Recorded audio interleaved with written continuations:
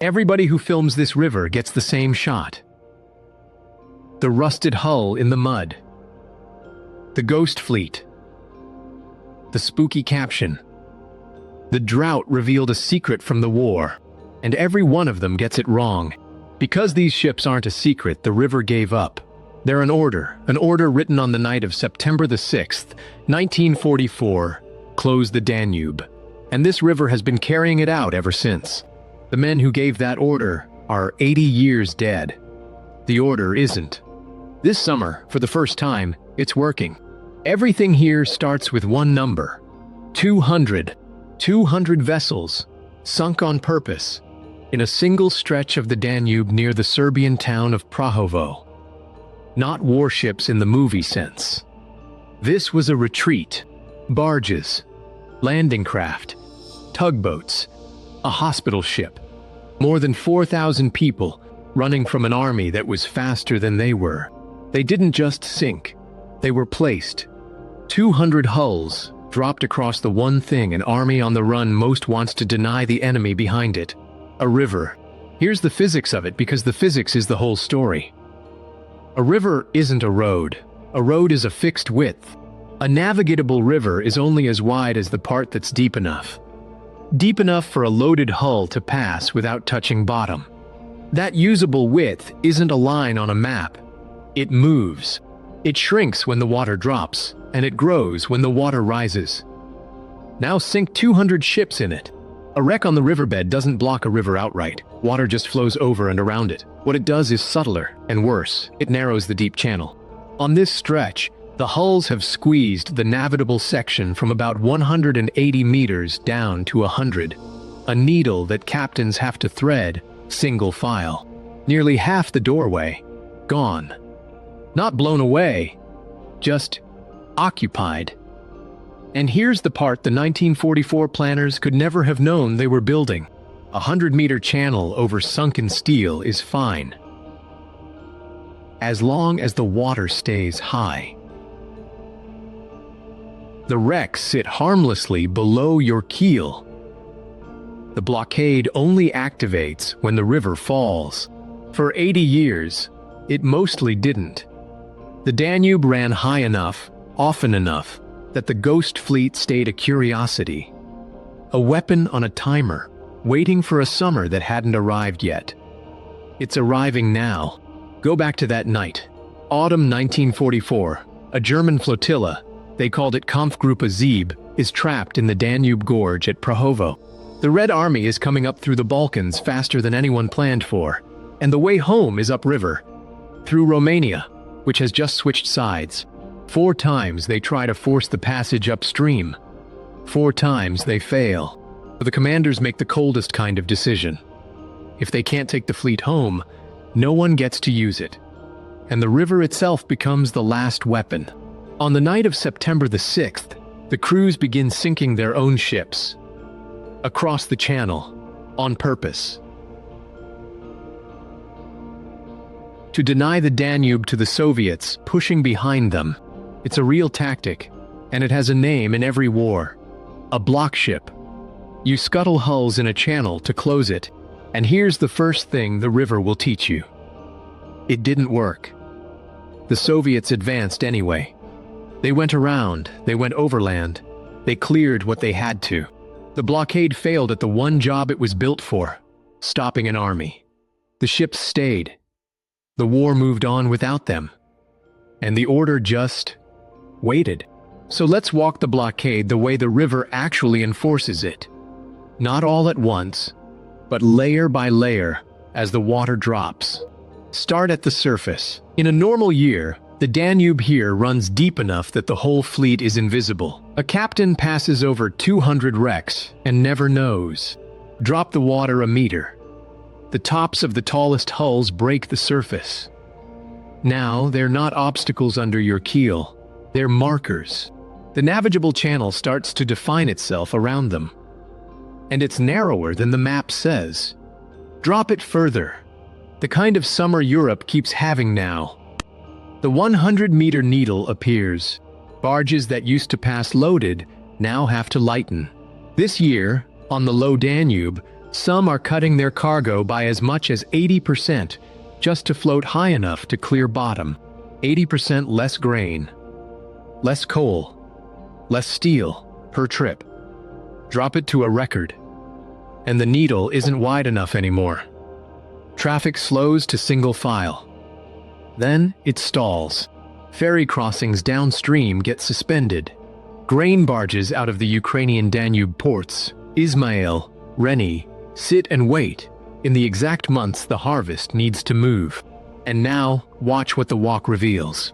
Every step down the water level makes the 1944 fleet more effective. The blockade isn't a fixed thing that's slowly rusting away.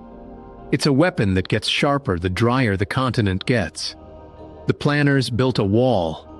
What they actually built was a ratchet, one that tightens with every heat wave. Downstream, the same drought is switching off everything else that touches the river. Hungary's Paks nuclear plant, around 40% of the country's electricity, has been pushed toward shutdown because the river runs too low and too warm to cool it. Serbia has had to cut hydropower. The Rhine, to the west, has fallen so far that it's carrying a fraction of its normal freight. The whole waterway is failing at once, but only here, at Prahovo, is the failure shaped by a decision made by men who've been dead for 80 years, who reached forward through time and narrowed this river to 100 meters, and then handed the trigger to the sky. So here's the turn this whole film was built around. In 1944, the blockade was aimed at the most powerful army on Earth, and it failed.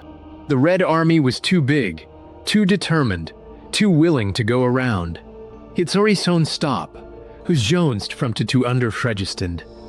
You cannot stop a war machine with 200 sunk hulls. The weapon was too weak for its target.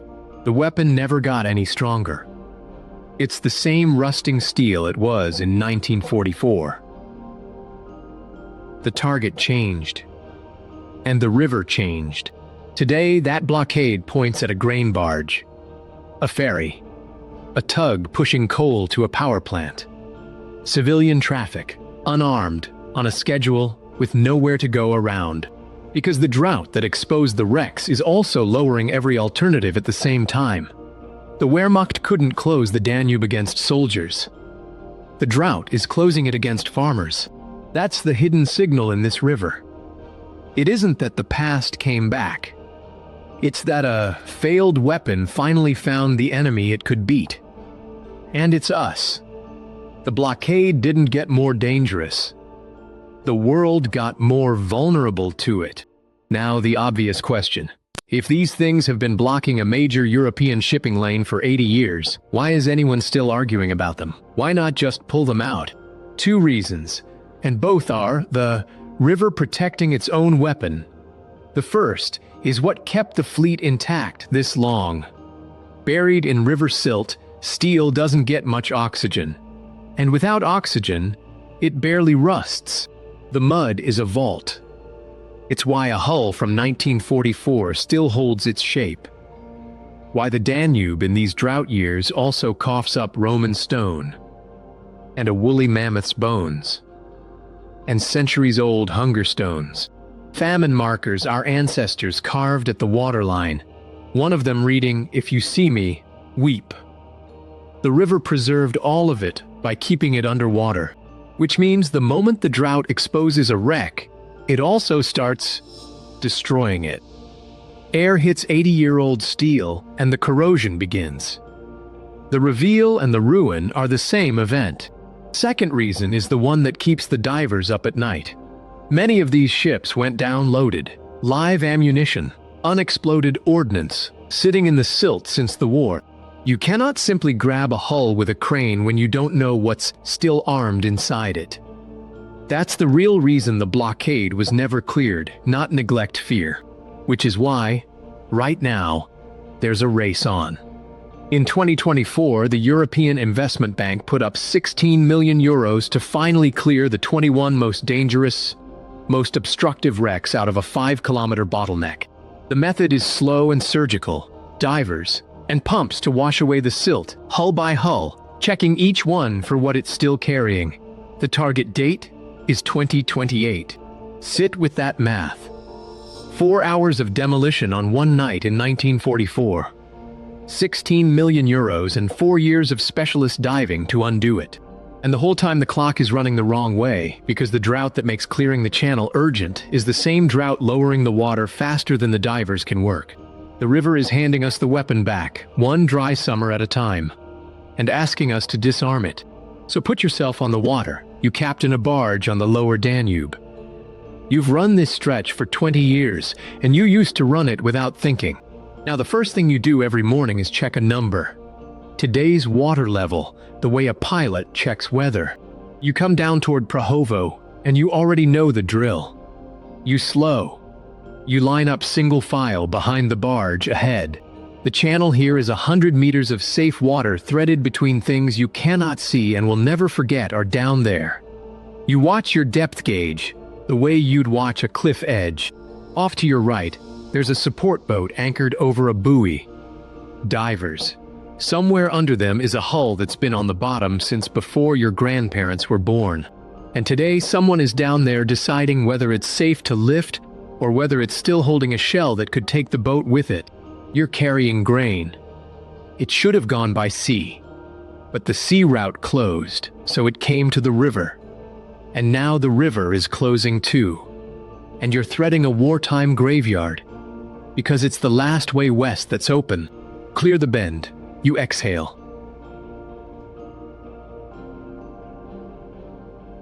And you already know that next summer the water will be lower, the needle narrower, and the men who put those ships there will have reached 1 year further into your future.